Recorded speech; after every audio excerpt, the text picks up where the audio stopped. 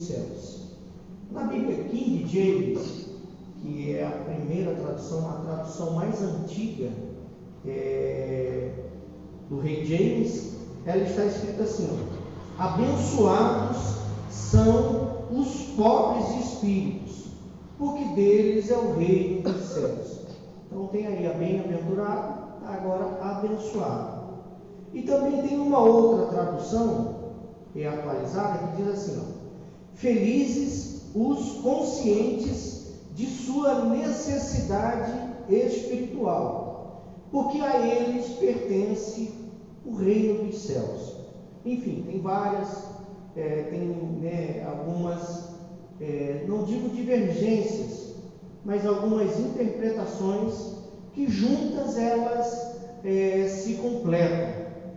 Esse primeiro tema de hoje, que fala sobre bem-aventurados os pobres de espírito, porque o deles é o reino dos céus, é um texto que vale a pena nós meditarmos nele quando chegarmos em casa.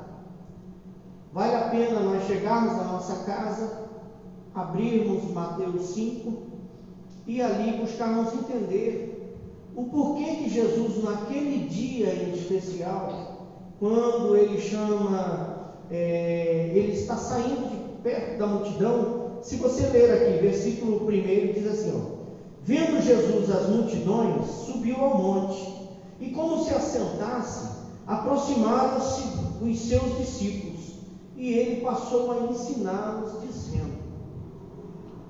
Aqui já tem uma lição muito importante para nós aprendermos. Quando se trata de algo que é do céu, quando se trata de algo que vai acrescentar a vida, quando se trata de algo que vai fortalecer, o Senhor Jesus sempre se afasta da multidão e de uma forma ele atrai para si aqueles 12, aqueles que estavam mais próximos, aqueles que estavam mais dispostos a desenvolver uma intimidade maior, aqueles que estavam dispostos a desenvolver um relacionamento maior com ele. E esses que se achegam a Jesus, Jesus sempre tem uma palavra de instrução, uma palavra de ensinamento, uma palavra que, quando nós atentamos para ela, nós vamos entender que essa palavra na vida dos apóstolos, na vida dos discípulos, ela foi surtir efeito, vamos dizer assim, anos mais tarde. Os discípulos recebem essa palavra nesse dia, porém essa palavra os alimentou para que anos mais tarde eles viessem viver essa palavra, viver na pele, viver o dia a dia dessa palavra. Bem-aventurados os pobres de espírito, porque deles é o reino dos céus. O pobre aqui não tem nada a ver com riqueza, o pobre aqui não tem nada a ver com finança, o pobre aqui não tem nada a ver com poder aquisitivo. Nós vamos ver daqui a pouco o significado real dessa palavra colocada aqui nesse contexto, pobre de espírito. E aqui, quando nós vemos que o Senhor Jesus ele se reúne com os seus, o discurso começa, Jesus começa o seu discurso apresentando àqueles que estavam diante dele, que sobre o senso de necessidade, o senso de necessidade tem que estar à frente do nosso desejo de ser abençoado. O senso de necessidade tem que nos orientar.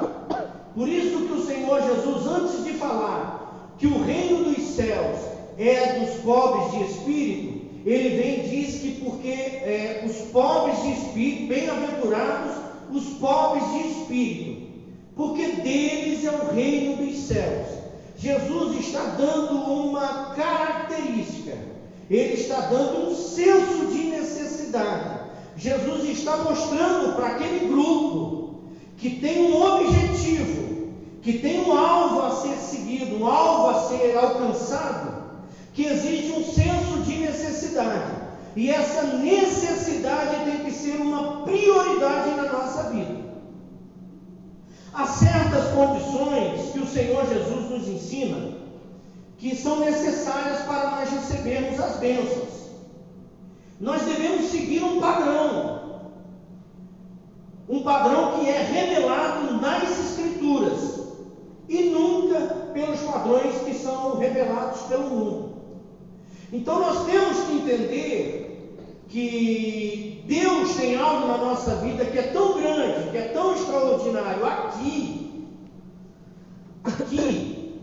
e esse algo que Deus tem na nossa vida aqui é tão extraordinário, é tão forte, vai gerar em nós tantas coisas, inclusive bênçãos, fortalecimento espiritual, e esse algo que Jesus vai gerar na nossa vida aqui, enquanto estivermos na terra, esse padrão que nós temos que entender, vai ser justamente esse padrão que, se nós obedecermos, vai nos fazer vencer e alcançar aquilo que nós tanto almejamos.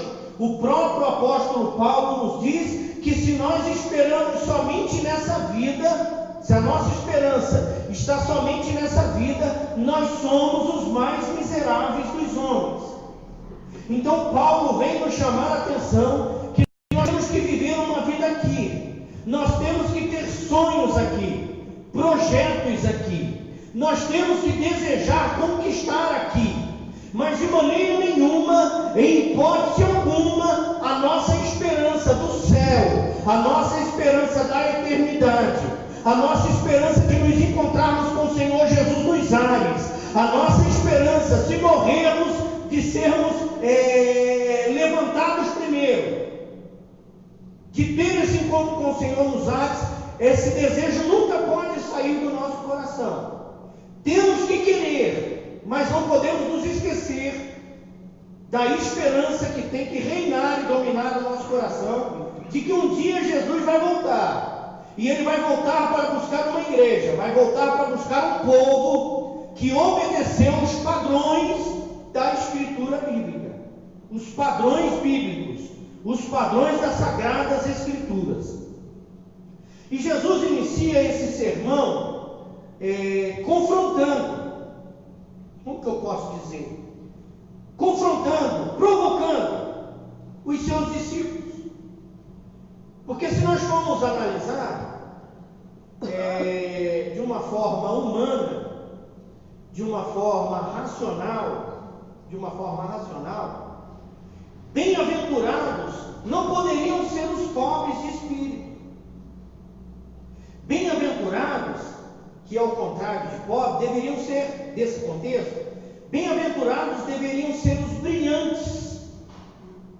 Bem-aventurados deveriam ser os grandes conquistadores, aqueles que fizeram notória a sua vida enquanto estiveram na terra. Bem-aventurados deveriam ser os esplêndidos, aquelas pessoas que são fora do normal, que são gênios. Mas essa forma que Jesus fala com os seus, uma forma provocativa, uma forma de confronto, Jesus está dizendo que o reino dos céus é para aqueles que são bem-aventurados, porém pobres de espíritos. Agora, no contexto aqui que eu estou dizendo desse confronto, já que nós falamos que bem-aventurado, significa também abençoado, veja que se nós lermos abençoados os pobres, não casa, né? Não casa, não bate. Abençoados os pobres, não bate se nós formos olhar de uma forma humana. Mas quando nós olhamos como espirituais que somos e passamos a entender da forma com que Jesus está querendo nos ensinar, do que Jesus está querendo nos dizer nessa forma pobre de espírito, numa forma mais ampla do que aquela que nós podemos entender. Quer ver? Bem-aventurados, a palavra bem-aventurados, do grego nikaios, que significa estar plenamente satisfeito. Uma satisfação não por causa das circunstâncias favoráveis da vida, mas da habitação, de sermos casa, de sermos morada do Espírito Santo de Deus. Então, quando a Bíblia está dizendo bem-aventurado, a Bíblia está falando acerca de alguém que está vivendo uma plenitude de satisfação, não por aquilo que tem, mas por aquilo que é, que entendeu que é morada do Espírito Santo de Deus. Será que eu e você nós temos essa consciência todos os dias da nossa vida? Que nós somos templo do Espírito Santo de Deus? Você já parou algum dia para tentar entender o que é ter o Espírito Santo andando com você? O que é entender que o Espírito Santo está do nosso lado? Você já conseguiu imaginar o Espírito Santo do teu lado? Se o Espírito Santo estivesse do teu lado, o dia de hoje, esquece ontem, o dia de hoje, apenas o dia de hoje, o que será que o Espírito Santo de Deus veria eu fazer? O que o Espírito Santo ouviria sair da minha boca? Como que o Espírito Santo veria eu tratar os meus, eu tratar minha esposa, a esposa o marido, eu tratar meus filhos, eu tratar o meu companheiro, eu tratar o meu próximo, eu tratar os meus amigos? Como que o Espírito Santo veria o meu dia a dia? Será que no final do dia eu seria bem-aventurado? Será que no final do dia eu chegaria nesse contexto abençoado? E nós estamos ouvindo esse relato, bem-aventurados os pobres de espírito, porque deles é o reino dos céus, da boca do evangelista Mateus, que estava presente quando Jesus falou. Em Lucas, capítulo de número 6, acredito que a partir do versículo de número 20, também fala acerca das bem-aventuranças, também fala. Só que Lucas fala daquilo que ele ouviu. Lucas foi se debruçar em pesquisa, ele foi atrás de saber. Mateus está falando enquanto presente. Mateus está falando enquanto testemunho ocular. Testemunha que ouviu o próprio Jesus dizer que bem-aventurados são os pobres de espírito, porque deles é o reino dos céus. Estava junto, presente.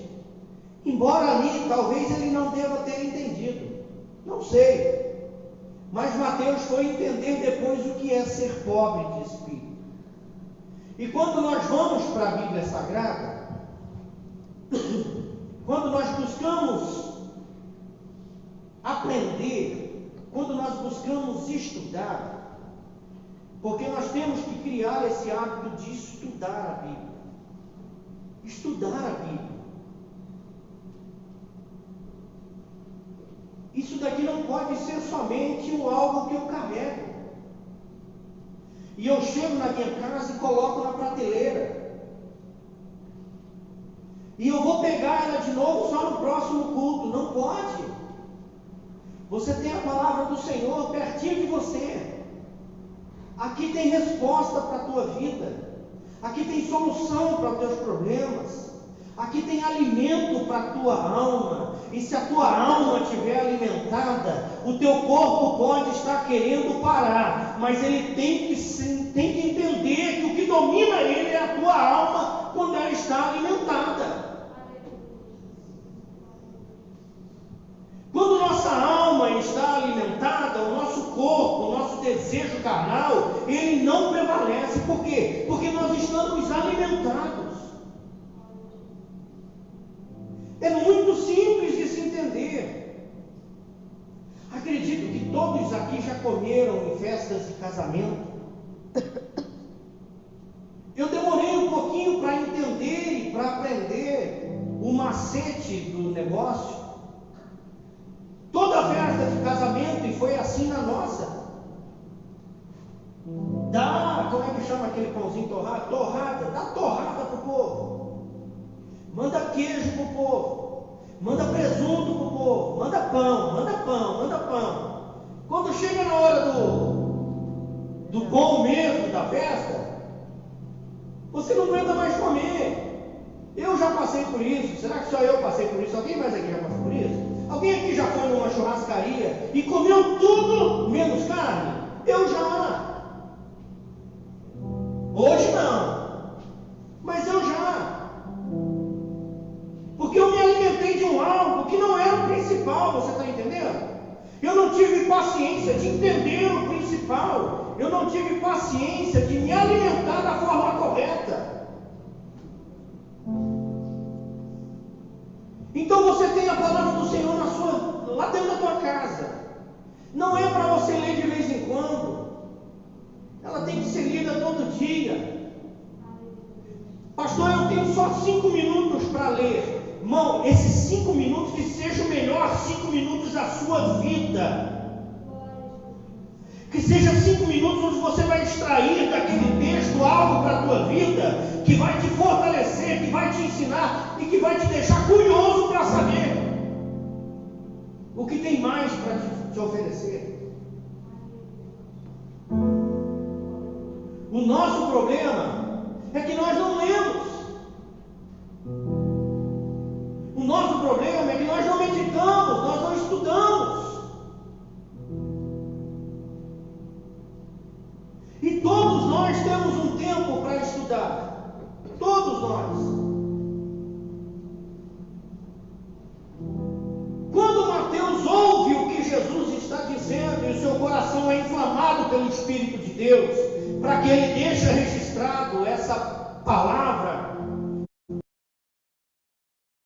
que bem-aventurados são os pobres de espírito. É porque Jesus estava querendo ensinar algo lindo para os seus discípulos. Jesus está querendo prepará-los. As bem-aventuranças, elas são preparação de Deus. É o Senhor Jesus preparando o seu povo, preparando os seus discípulos, ensinando a maneira como eles devem se comportar, como eles devem agir, como eles devem proceder. Nunca do jeito do mundo, sempre conforme a palavra do Senhor. Aleluia. É Jesus dizendo como que nós devemos ter, como que nós devemos fazer. Porque quando nós olhamos para a palavra do Senhor, os achismos acabam. Quando eu me disponho a estudar a palavra do Senhor, eu paro de comer aquilo que não presta, aquilo que não me alimenta. E eu começo a entender e ser alimentado por aquilo que Deus tem para mim. Porque a palavra do Senhor, ela é muito individual. Aqui nessa igreja, um irmão uma vez me parou ali fora e disse assim: pastor, o culto foi uma bênção, mas na hora que aquele irmão falou aquela palavra, aquele dia nós tivemos um culto aqui de 1h40.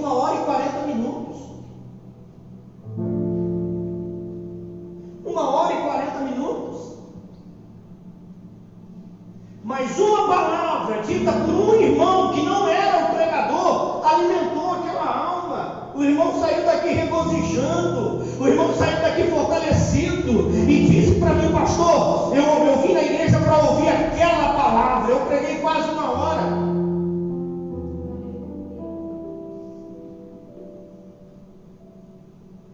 Deus conhece a necessidade da minha vida, a necessidade da minha alma. Agora eu tenho que entender que eu estou aqui na terra, mas eu sou cidadão do céu. Embora eu estou num ambiente natural, eu tenho que buscar me ligar no sobrenatural de Deus, porque é o sobrenatural de Deus que vai alimentar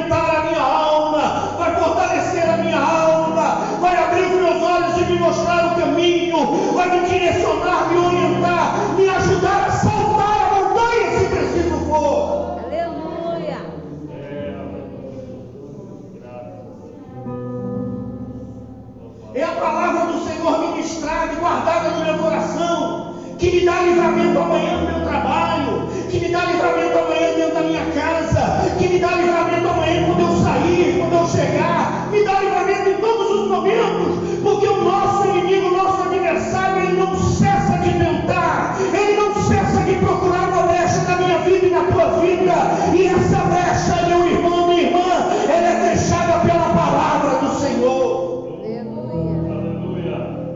Quando você se enche da palavra, o diabo fica procurando uma brecha e não encontra, porque a palavra fechou a brecha. Aleluia. Glória a Deus. Aleluia. E aqui Jesus chama os discípulos e começa a ensiná-los. Bem-aventurados os pobres de espírito, porque deles é o reino dos céus.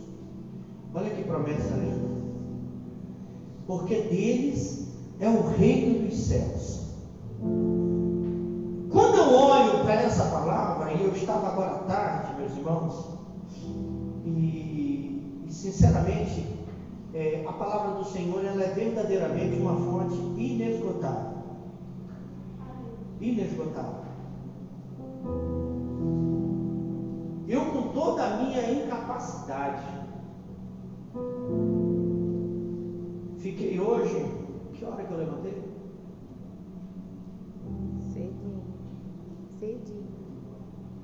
Cedinho não, madrugada, né? Cedinho eu estava andando na cidade. Umas 2 horas da madrugada. Dei uma paradinha, fui fazer uma caminhada, voltei e tornei. Meus irmãos, só do versículo de número 3, eu nunca vou conseguir passar nada para vocês da Bíblia. Tudo que qualquer pregador conseguir é o mínimo, do mínimo. A palavra do Senhor é uma fonte, é um tesouro, é infindável, é inesgotável. Olha aqui, ó. Vai contando aí. Uma. Por isso você pode ver, ó.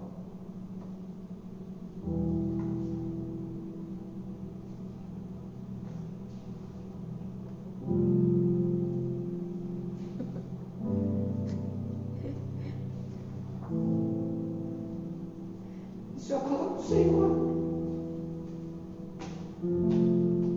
Eu não consigo passar para você, mas essa palavra me alimentou.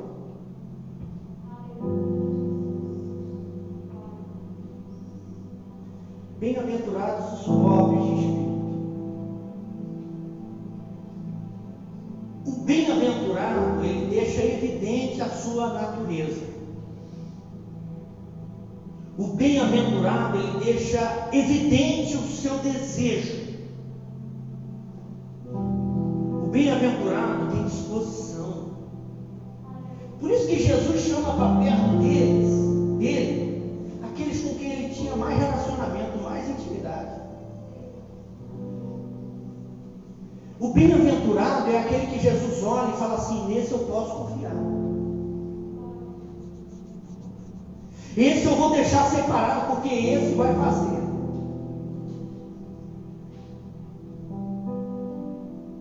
Com esse eu posso desenvolver relacionamento, eu posso desenvolver intimidade. Com esse eu posso confiar coisas grandes.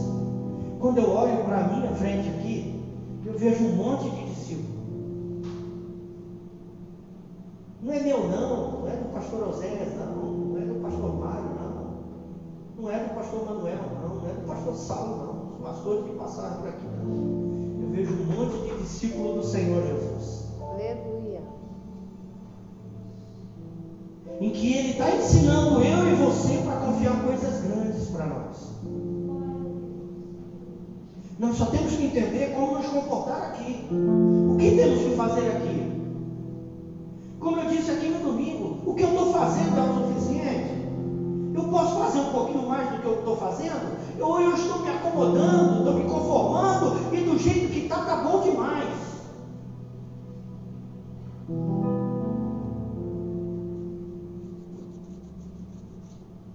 Em uma casa que eu fui, não está aqui, graças a Deus, senão eu ficaria muito triste.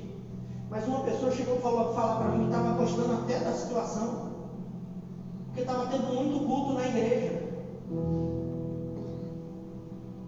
Ainda bem que ficou fechado, que a gente tem um tempo para descansar em casa. Eu disse: minha irmã, pelo amor de Deus, pede perdão agora. A senhora não sabe o tamanho do problema que a senhora está traindo para a sua vida, querendo que a porta da igreja se feche. Se a igreja tem culto todo dia, você não precisa ir todo dia, mas glorifique a Deus porque a porta está aberta. Hoje você não precisa, mas o dia que você precisar, ela está aberta. Hoje você não precisa se alimentar, mas o dia que você precisar, a porta está aberta. A igreja está aberta não é por causa de mim, não. A igreja está aberta por causa dos doentes. Você sabe, eu já disse aqui nesse culto. Sabe por que eu estou aqui? Eu estou aqui porque eu sou doente. Eu preciso de Jesus. Aleluia. Não tem outro motivo para eu estar aqui.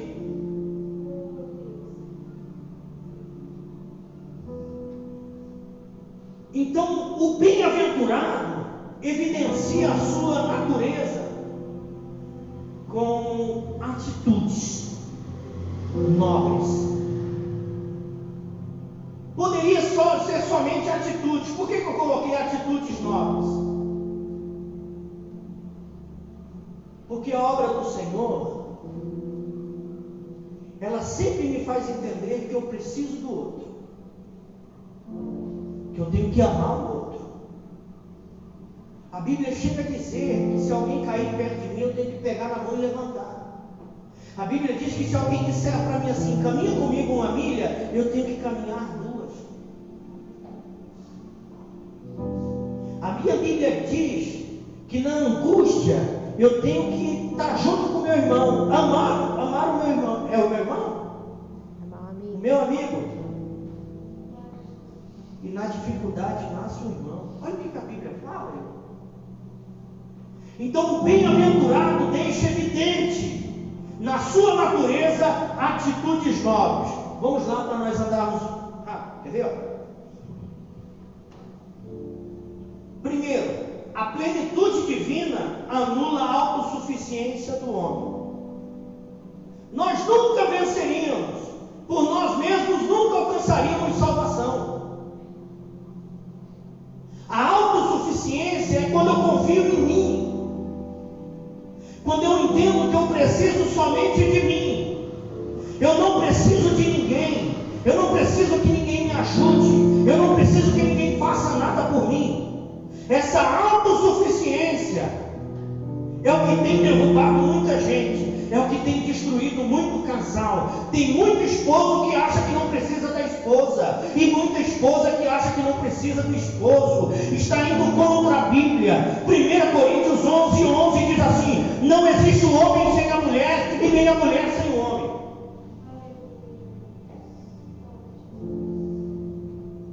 Segundo, reconhecer o seu estado e não se vitimizar em buscar de Deus forças.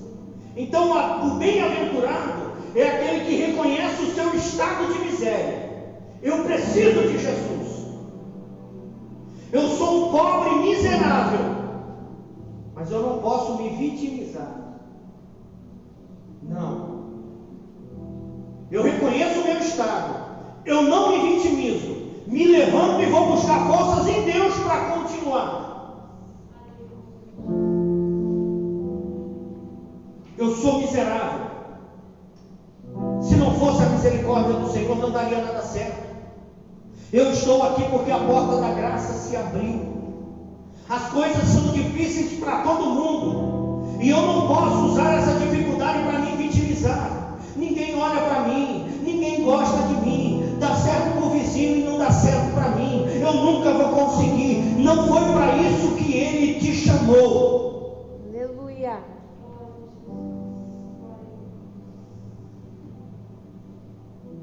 O bem-aventurado conhece o sofrimento de uma vida sem Cristo, por isso valoriza o poder de Deus. O pobre de espírito é aquele que sente uma profunda miséria espiritual e compreende a sua pequenez diante de Deus. Esse é o pobre de espírito. Eu reconheço o meu estado, eu sou um miserável. E diante de Deus eu sou pequeno. Quando eu reconheço que diante de Deus eu sou pequeno, eu paro de querer ensinar Deus a trabalhar na minha vida. Eu paro de querer dizer para Deus o que Deus tem que fazer. Eu paro de querer ensinar Deus o Deus que Deus deve ser. Quando eu entendo a minha pequenez diante dele, ei meu irmão, eu dobro meu joelho, confio e espero. Deus já te deixou na mão?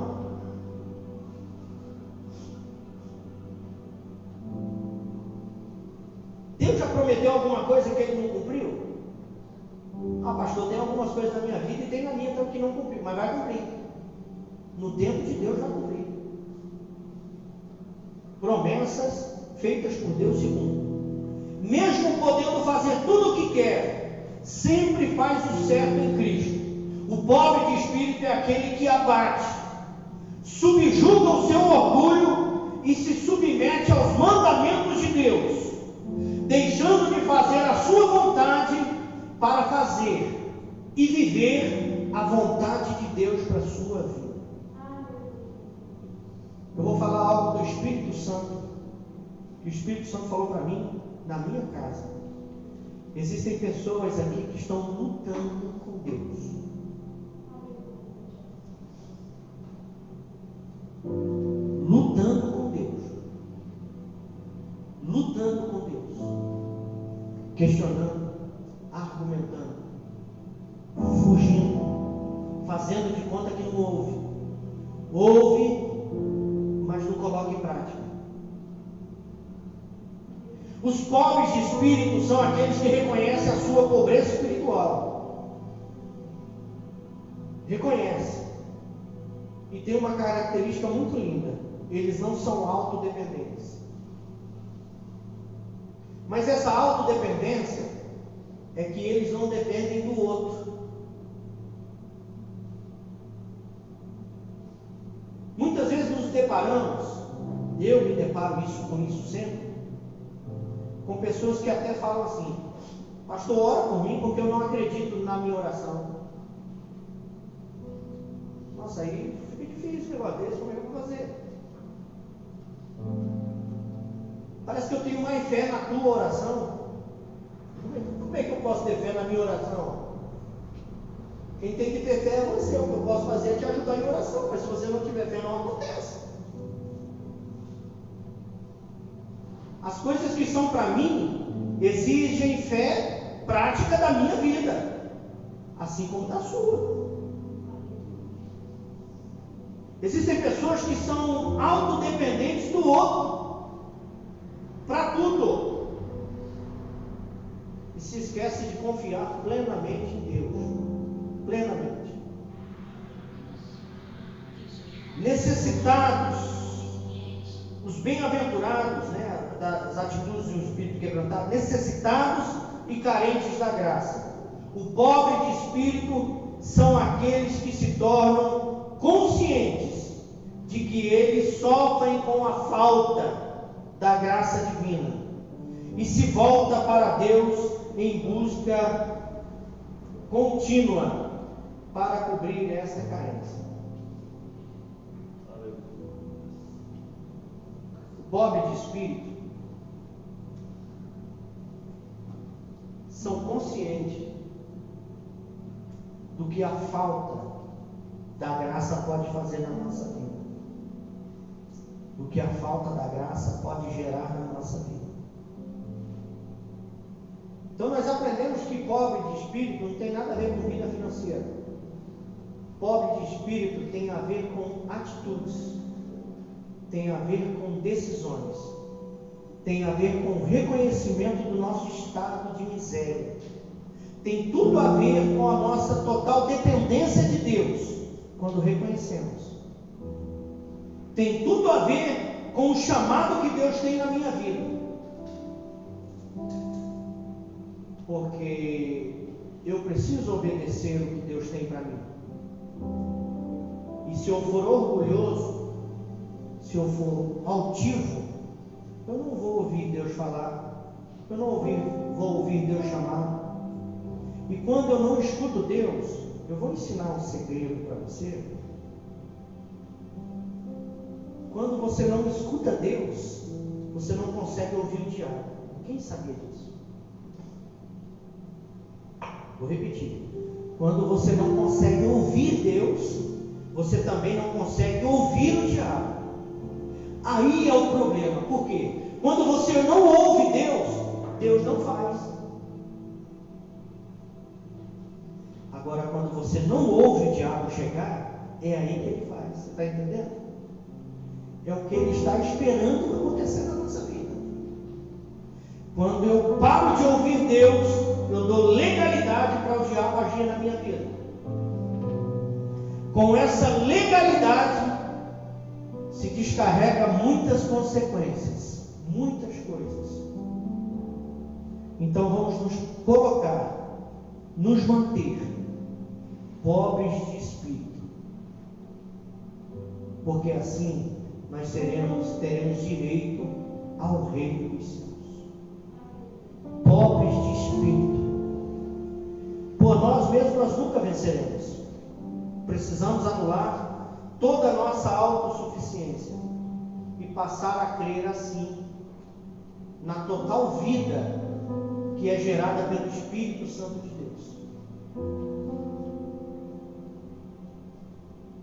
Eu preciso dessa vida. Por isso eu estou aqui. Eu não sirvo a Deus por medo.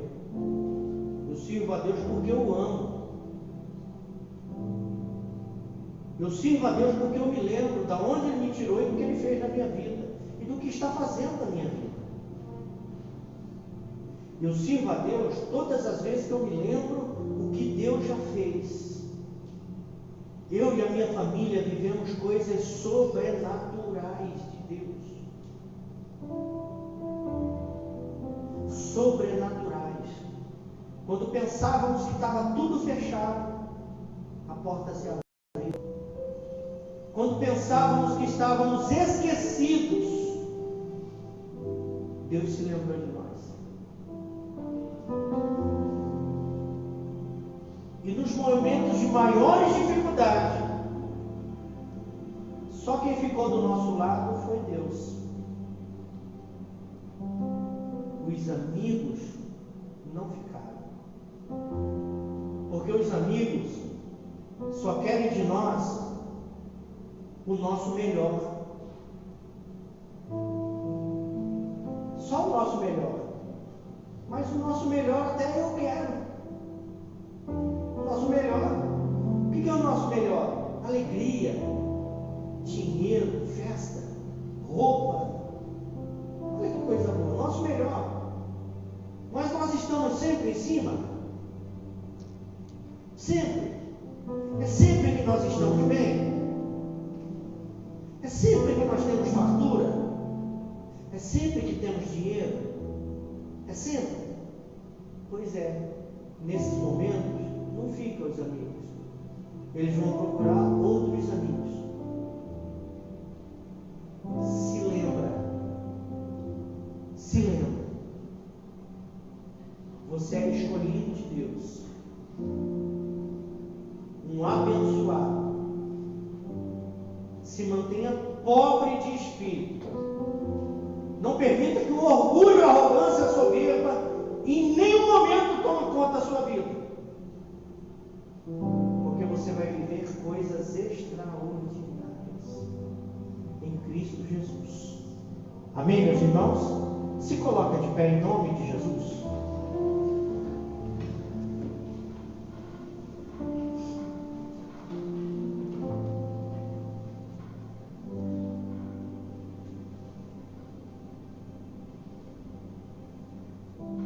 Feche os seus olhos.